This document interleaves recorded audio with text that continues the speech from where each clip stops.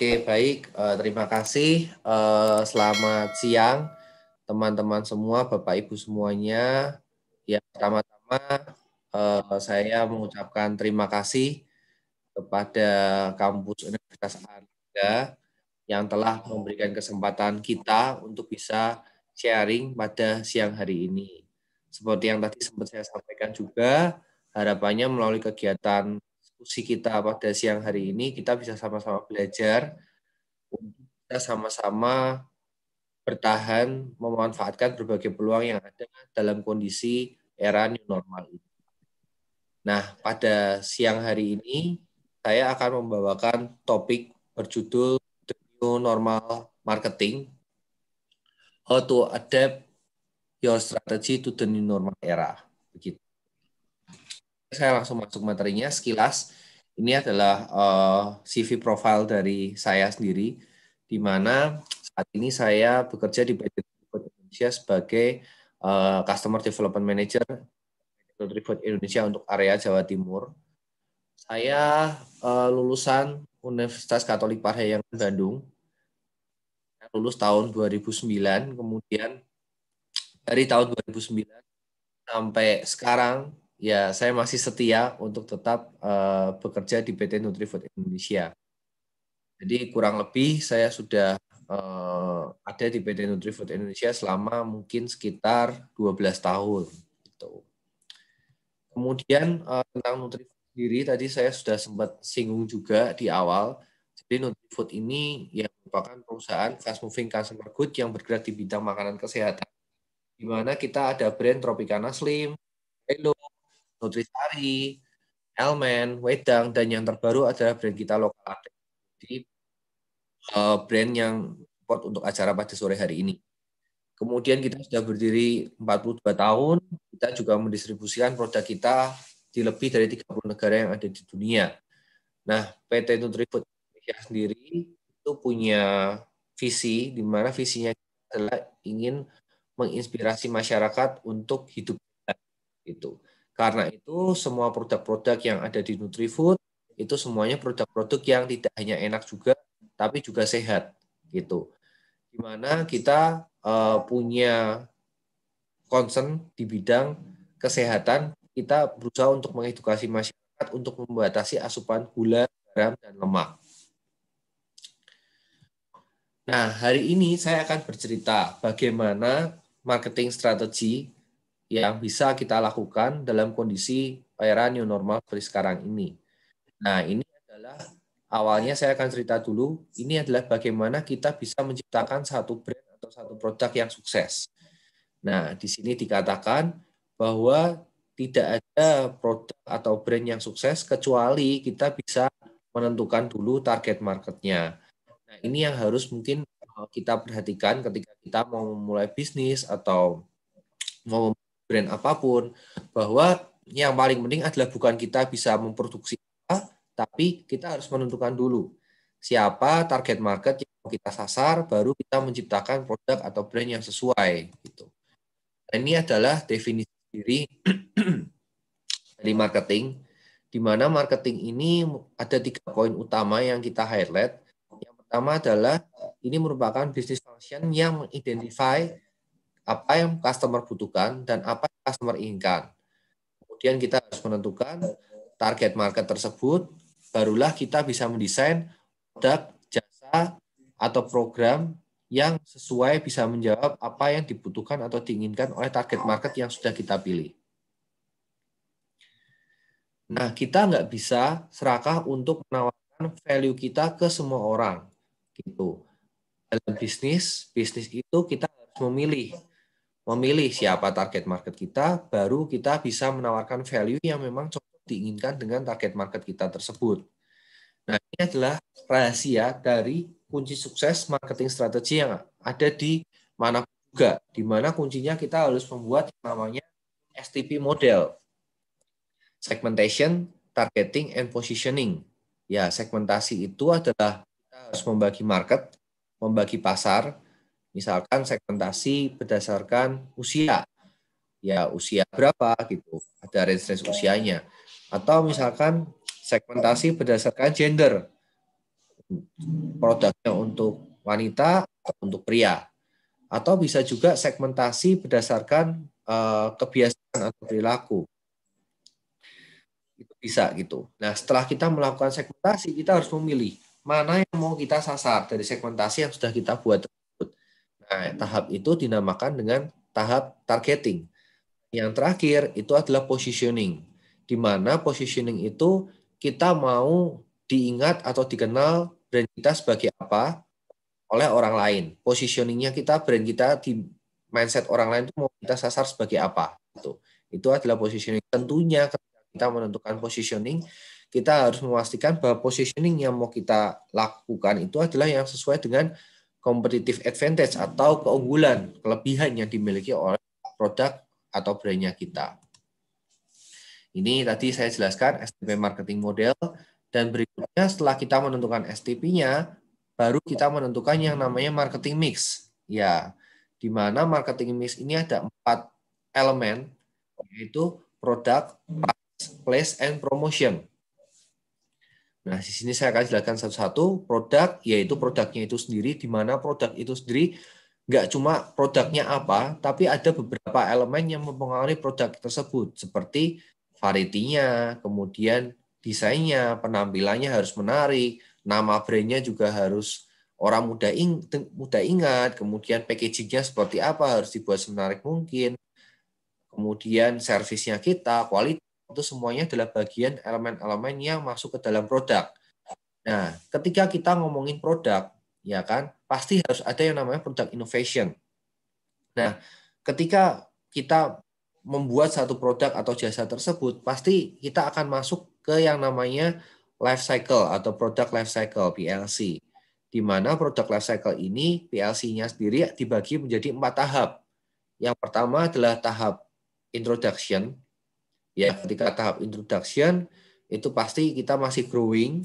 Kemudian tahap market growth itu ketika kita masih bertumbuh, dan akhirnya mature dan decline. Mature stagnan, decline itu menurun.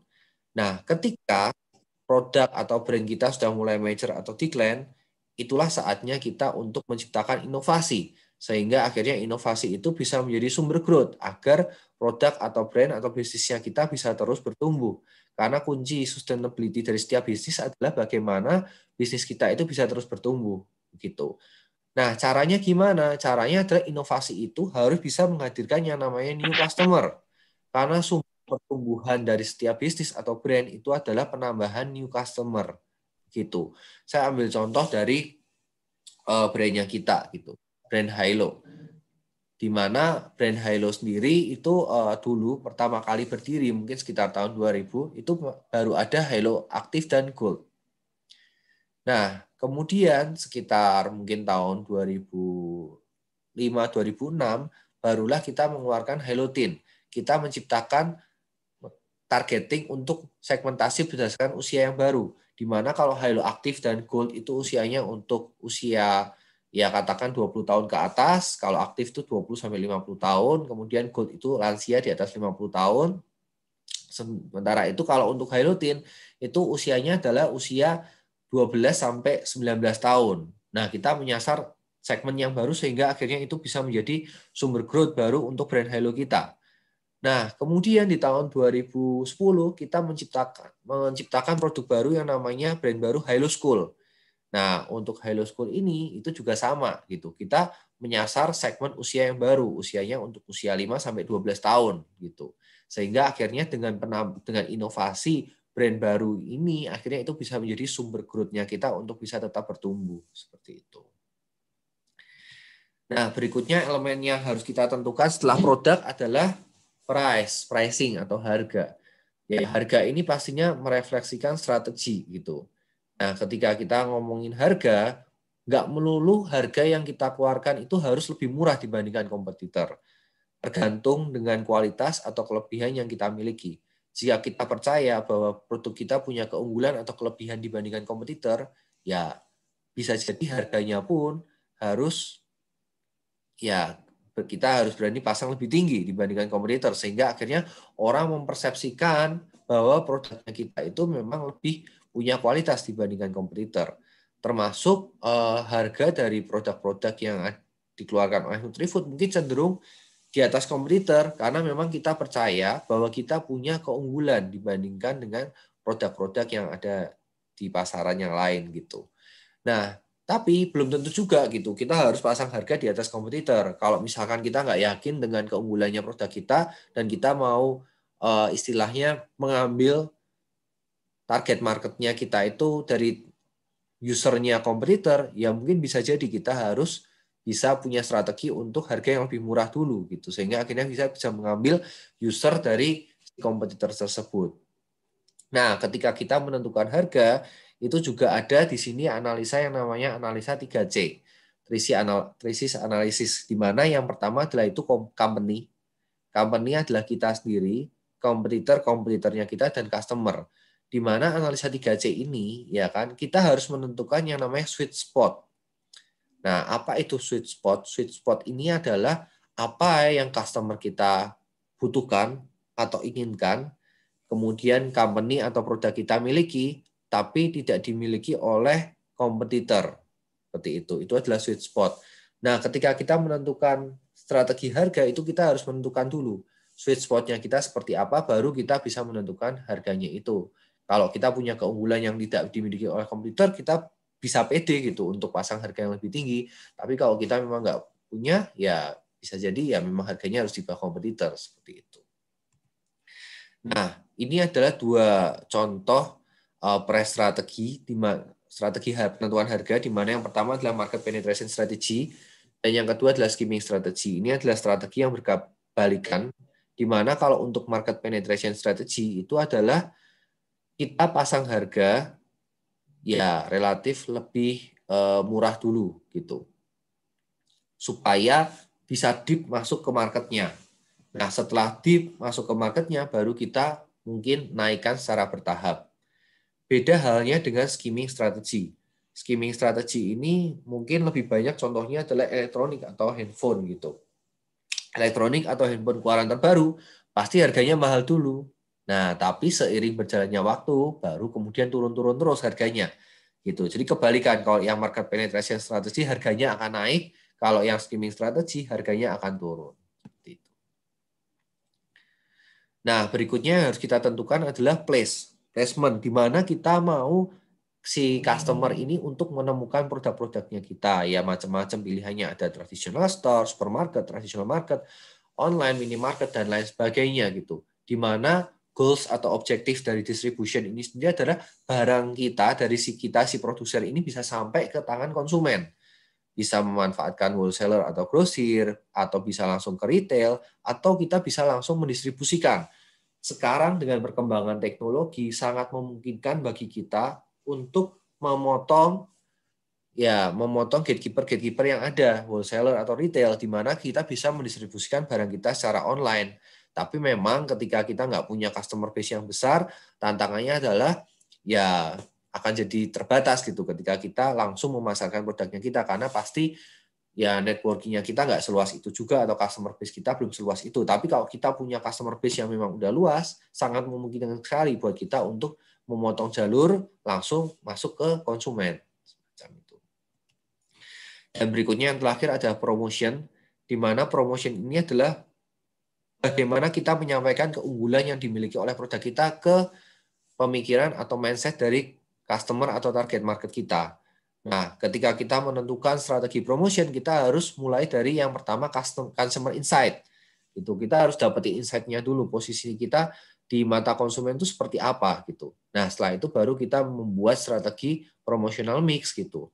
Advertising-nya seperti apa? Advertising itu iklan di TV, di radio, kemudian bentuk event itu ya event-event yang kita lakukan mau seperti apa untuk memperkenalkan brandnya atau produknya kita.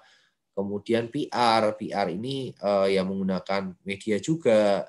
Terus kemudian direct marketing, kita jualan langsung, dan juga sales promotion gitu. Sales promotion ini biasa promo-promo, di mana untuk promotional mix ini kita bisa bagi jadi 3 tipe promotion, yaitu ATL atau above the line, kemudian BTL below the line, dan yang terakhir TTL through the line.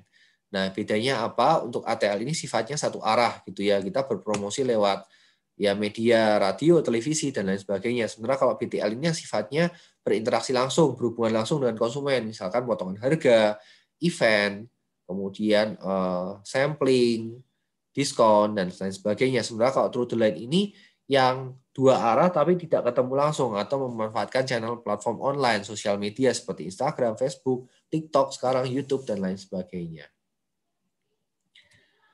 Oke, dan berikutnya ini adalah contoh di mana contoh promosi dari brand kita Lokalate, di mana mungkin saya mau cerita sedikit kenapa sih Nutrifood ini mengeluarkan Lokalate. Mungkin Lokalate ini brand terbaru kita, baru umurnya mungkin sekitar 3 tahun ya, baru sekitar 3 tahun gitu.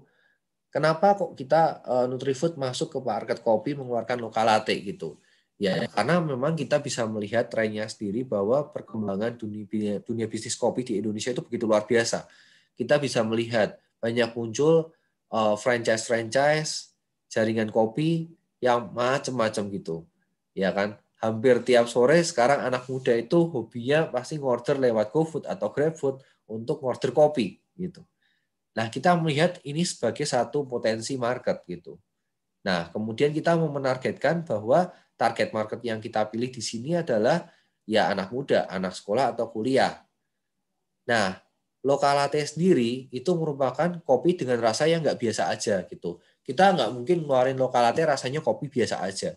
Kita mau membuat minuman saset kopi yang dengan rasa yang unik atau kekinian. Karena kita melihat trennya sendiri sekarang banyak kafe-kafe menjamur dan semua menu-menu di kafe itu kebanyakan adalah fusion coffee.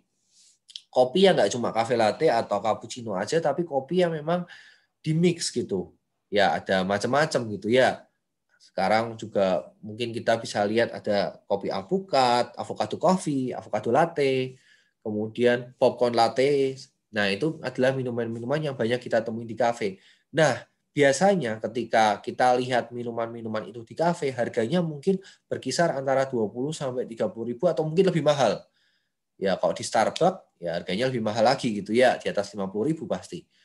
Nah, kita mau membuat minuman kopi saset yang rasanya tuh nggak kalah dibandingkan rasa kopi-kopi kekinian yang ada di kafe dengan harga yang lebih terjangkau. Karena kemasannya dalam bentuk saset. Satu saset itu hanya sekitar ya Rp1.500. Ya, jadi cuma keluar uang Rp1.500 udah bisa rasain kopi yang enaknya kayak kopi harga 20 sampai 30 ribuan. Kita melihat ada potensi itu. That's why akhirnya waktu itu kita melaunch Lokalate ini dengan target market yang kita pilih yaitu anak sekolah atau kuliah. Karena memang yang suka nyobain rasa-rasa unik kopi itu adalah anak-anak sekolah atau kuliah. Dan communication ID yang kita pilih adalah Sobat Melek Gue. Karena namanya anak sekolah atau kuliah itu pasti sering lembur untuk ngerjain tugas. Makanya kita pilih communication ID-nya, positioning-nya itu adalah Sobat Melek Gue yang harapannya Lokalate ini bisa menjadi teman buat anak-anak sekolah atau kuliah yang lagi lembur ngerjain tugas, minumnya kopi Lokalate. Gitu. Kita saat ini punya 4 varian rasa, kopi gula aren, kemudian kopi alpukat, kopi kawista, dan kopi brondong. Ya, unik-unik semuanya rasanya, gitu ya. Enggak ada, mungkin ya jarang gitu, ada yang lain punya. Ya, nah ini adalah contoh advertising atau iklan yang waktu itu kita buat untuk Lokalate.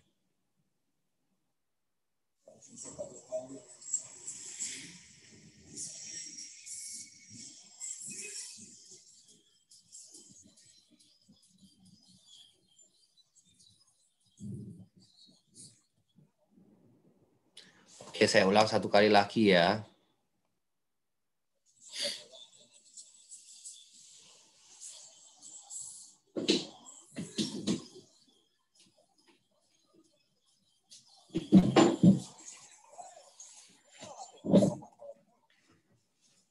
Oke, maaf tadi saya ambil colokan bentar karena lowbat. Ya, itu adalah contoh campaign atau advertising yang kita buat untuk Lokalate-nya kita. Nah, kemudian ini ya istilahnya 360 degree promotion. 360 degree promotion itu dari sisi ATL, BTL maupun TTL-nya kita buat juga. Ya, waktu itu pastinya sebelum pandemi juga ya kita sempat mengadakan acara launching ya Lokalate Kopi Alpukat kita Ya, kalau yang di Surabaya mungkin tahu ini di Pakuan Mall Surabaya Barat waktu itu kita bikin acara launchingnya sendiri. Kemudian kita juga mengadakan yang namanya Lokalate Business Competition atau sekarang namanya Lokalate Business Academy, di mana ini merupakan kompetisi bisnis untuk mahasiswa atau anak-anak kampus. Ya, cuma untuk tahun ini sendiri kita baru akan adakan nanti di semester genap. Jadi mungkin nanti harapannya bisa banyak juga dari perwakilan kampus Universitas Airlangga Surabaya yang bisa join ke acaranya kita. Termasuk juga kita ngadain yang namanya Mobile Cafe waktu itu juga sebelum pandemi juga, di mana kita ya bikin kafe yang keliling, ya kafe keliling ke berbagai tempat keramaian, termasuk ke kampus-kampus juga. Kalau nggak salah kampus UNR pernah, ya kampus UNR pernah, cuma saya lupa di gedung apa gitu ya. Nah, ini kemudian juga salah satu brand kita juga selain Lokalate ini juga Elmen. Nah, Elmen ini contoh 360 degree promotion-nya, di mana kita coba untuk menggabungkan BTL, ETL, dan TTL-nya, true lainnya gitu. Dari BTL-nya sendiri kita membuat event yang namanya The New Element of the Year. Ya, sudah tahun ke-20. Jadi untuk Elmen ini merupakan brand kita yang sudah ada sejak 20 tahun yang lalu. Dan tahun ini kita kembali mengadakan kegiatan The New Element of the Year. Ya, kegiatan ini merupakan ajang untuk mencari head influencer untuk menjadi brand ambasadornya Elmen, di mana ya pemenangnya ini sendiri akan menjadi brand ambasador kita. Jadi bintang iklannya Elmen juga. Kemudian kita juga berkolaborasi dengan Trans 7 Elmen ini, di mana untuk final dari kegiatan The New Element of the Year ini kita adakan nanti finalnya tuh live siaran langsung di Trans 7. Termasuk tahun ini pun sama, kita adakan secara live di Trans 7 juga, di mana ini merupakan jadwal registration dates. Jadi kalau barangkali ada teman-teman cowok di sini yang tertarik untuk menjadi brand ambassadornya Elmen, punya passion di bidang kesehatan, bisa daftar juga. Cara daftarnya gampang, tinggal lihat aja di websitenya Elmen, www.elmen.com, The New Loti. Itu ya, siapa tahu di sini ada yang di masa depan atau di tahun depan bisa jadi bintang iklan atau brand ambasadornya Elmen.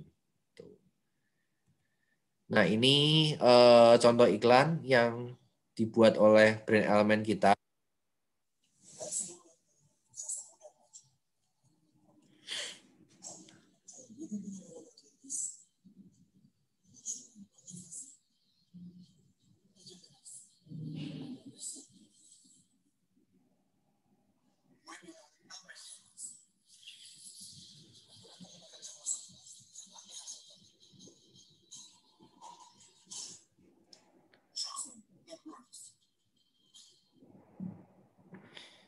Oke, saya ulang sekali lagi ya.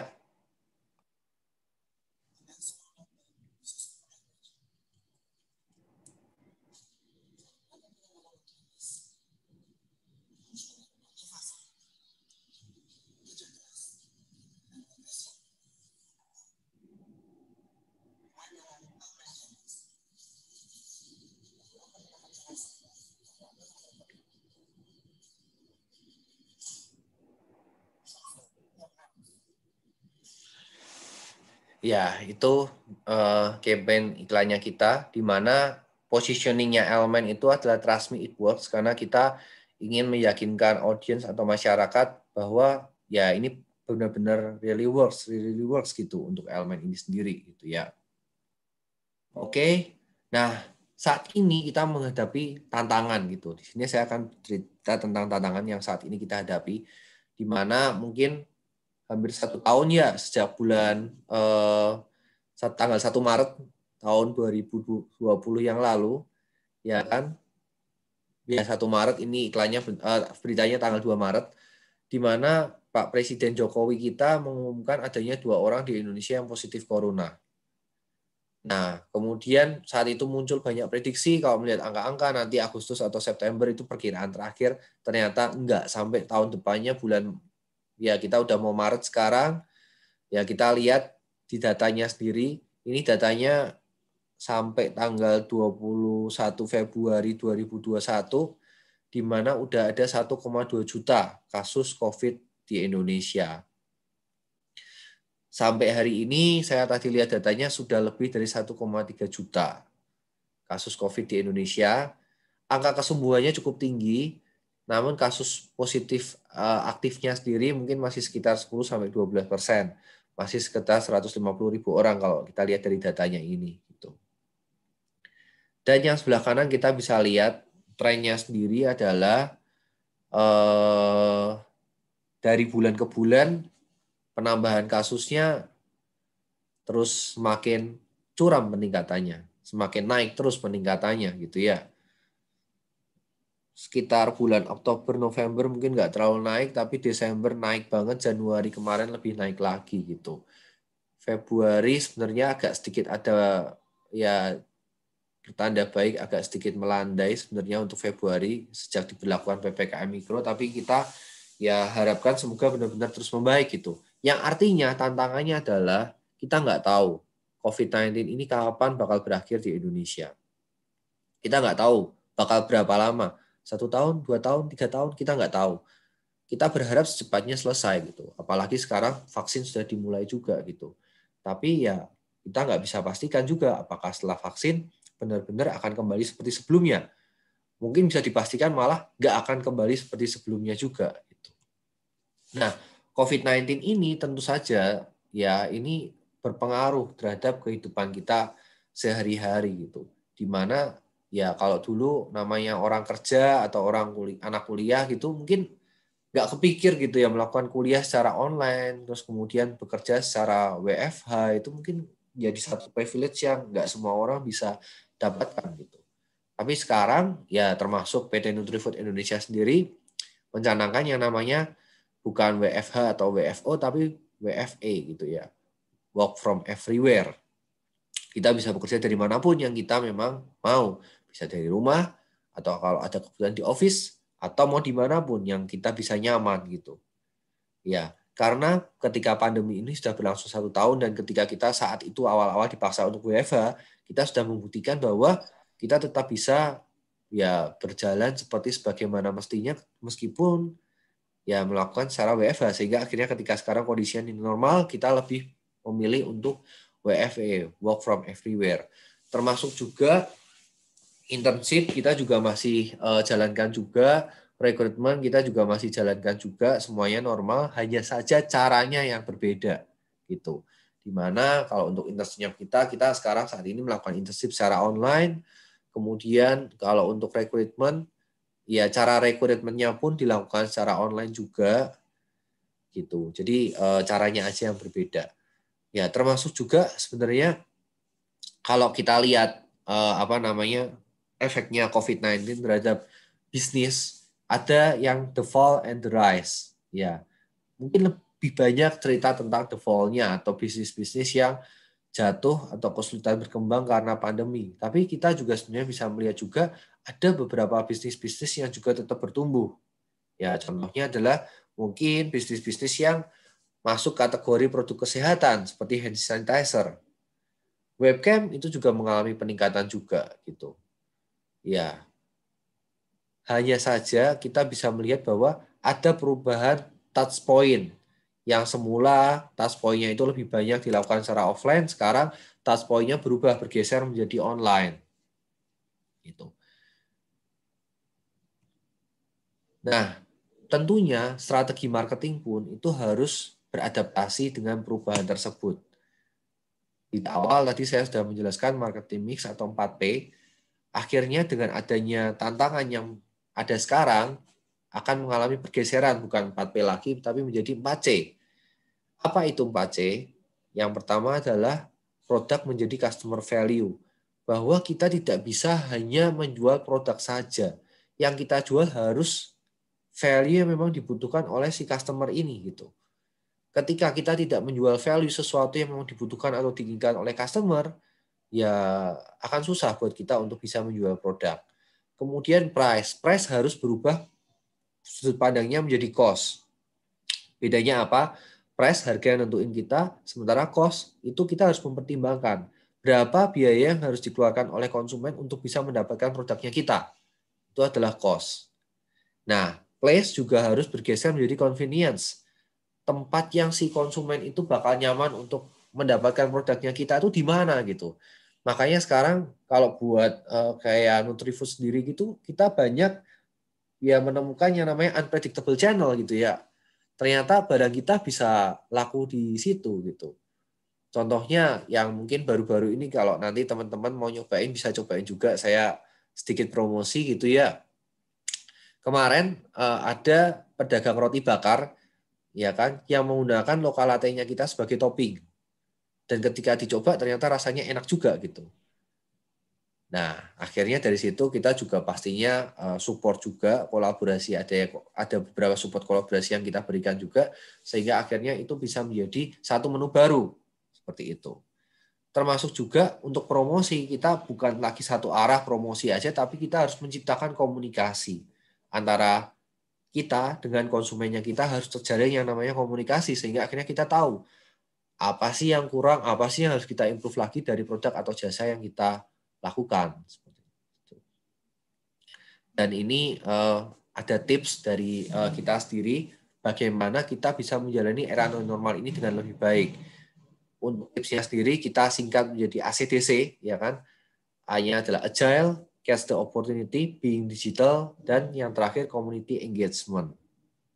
Yang pertama adalah Agile, maksudnya apa? Agile ini adalah kita harus lebih gesit, fleksibel, menyesuaikan diri dengan setiap perubahan yang ada. Gitu. Seperti Nutrifood sendiri. Salah satu hal yang bisa kita bagikan kenapa Nutrifood bisa mungkin bertahan dalam 1 tahun terakhir ini karena kita coba untuk meng-agile. Kebetulan juga mungkin pas juga gitu ya kita melihat datanya bahwa orang-orang yang memiliki risiko komplikasi akibat COVID-19 ini adalah orang-orang yang punya penyakit komorbid, penyakit bawaan. Salah satunya adalah hipertensi dan diabetes. Nah, ini sangat cocok juga dengan campaign yang kita galakkan yaitu batasi gula, garam, lemak. Termasuk juga akhirnya barang-barang yang kita produksi seperti Tropicana Slim itu menjadi salah satu barang yang bisa menjadikan produk-produk UMKM itu menjadi produk-produk yang lebih sehat juga. Ya, kayaknya contoh di sini gitu ya. Kita banyak berkolaborasi juga dengan merchant atau ya pedagang operator jus, sehingga pedagang operator jusnya kalau biasanya pakai gula pasir, akhirnya pakai gulanya Tropicana Slim, sehingga orang yang diabetes lebih nggak takut untuk mengkonsumsi itu gitu. Atau ini juga ada collab menu juga, bikin ayam opor tapi santannya pakai santannya Tropicana Slim. Bedanya apa sih santannya Tropicana Slim sama santan biasa? Bedanya adalah santannya Tropicana Slim itu 0% kolesterol. Ya, sehingga orang yang biasa takut makan santan karena kolesterol, kalau makan santannya Tropicana Slim itu ya aman gitu, karena kita 0%. Nah, berikutnya adalah kita harus menangkap setiap peluang yang ada gitu. Contohnya adalah Nutrisari juga. Ya, ketika pandemi ini kita tahu gitu bahwa salah satu hal yang bisa membuat kita terhindar dari COVID-19 ini adalah kita harus meningkatkan imun tubuh kita. Cara untuk meningkatkan imun tubuh kita adalah dengan kita mengkonsumsi vitamin C dan vitamin D. Ya, itu dua vitamin yang sekarang ini banyak dicari orang. Bahkan orang kena COVID-19, obatnya adalah vitamin C dan vitamin D. Vitamin D kita tahu banyak bisa dipenuhi dari sinar matahari, tapi kebiasaan berjemur itu mungkin banyak orang yang nggak sempat juga melakukan. Sehingga akhirnya kita melaunch satu produk, yaitu Nutrisari Milky Orange, ya Nutrisari jeruk susu ini, di mana mengandung 100% AKG, vitamin C, dan vitamin D. Gitu ya. Jadi maksudnya AKG ini adalah angka kecukupan gizi. Jadi cukup minum satu saset Nutrisari saja, itu sudah memenuhi kebutuhan 100% vitamin C dan vitamin D-nya. Dan semua produk Nutrisari kita 100% vitamin AKG, vitamin C. Itu. Jadi kalau teman-teman butuh cari vitamin C, nggak perlu bingung. Salah satu opsi yang bisa teman-teman pilih adalah dari Nutrisari karena kita memenuhi 100% angka kecukupan gizi dari vitamin C. Dan berikutnya yang nggak kalah pentingnya lagi adalah kita harus mendigitalize dari proses-proses yang ada di bisnisnya kita. Kita nggak bisa memaksakan bahwa ya caranya harus seperti sebelum pandemi, nggak bisa seperti itu. Ini salah satu contohnya sendiri adalah kalau dulu sebelum pandemi mungkin tiap hari itu ya tim salesman kita datang ke kantor untuk apa namanya ya briefing semacam itu. Sekarang ya memanfaatkan kalau briefingnya platformnya bisa menggunakan Zoom atau Google Meet. Kemudian kita juga punya aplikasi sendiri kalau di Nutrifood itu Teams, Microsoft Teams. Dan untuk reportingnya sendiri akhirnya kita menggunakan ya aplikasi khusus sehingga akhirnya mereka nggak perlu reporting ke kantor, mereka bisa langsung ya ke lapangan untuk mencari untuk menjalankan fungsinya dan mereportingnya lewat aplikasi yang memang kita develop tersebut. Nah, being digital ini menjadi salah satu kebutuhan yang pastinya dibutuhkan oleh setiap bisnis apapun dalam kondisi saat ini. Bagaimana kita bisa menginline-kan bisnis kita dengan teknologi sehingga akhirnya kita bisa lebih mudah dan bisa tetap berjalan dalam kondisi pandemi atau normal ini. Dan yang terakhir, yang nggak kalah pentingnya adalah meskipun pandemi, meskipun masih kondisi sekarang, itu bukan alasan buat kita untuk tidak engage dengan komunitas atau customer base-nya kita. Kita harus punya engagement yang kuat dengan community atau customer base, sehingga akhirnya ya mereka memang bisa menjadi konsumen yang loyal buat kita. Termasuk contohnya sendiri, Tropicana Slim, ya kita mengadakan waktu itu senam Zumba Cardio secara online.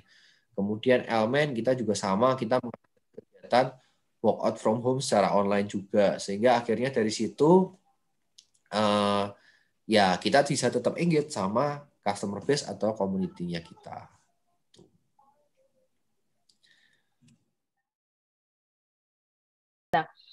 Pak, kalau untuk teman-teman yang baru mulai bisnis, baru punya brand, apa saja sih Pak tipsnya yang bisa di-sharingkan yang paling efektif dari Pak Omar buat teman-teman yang baru mulai bisnis?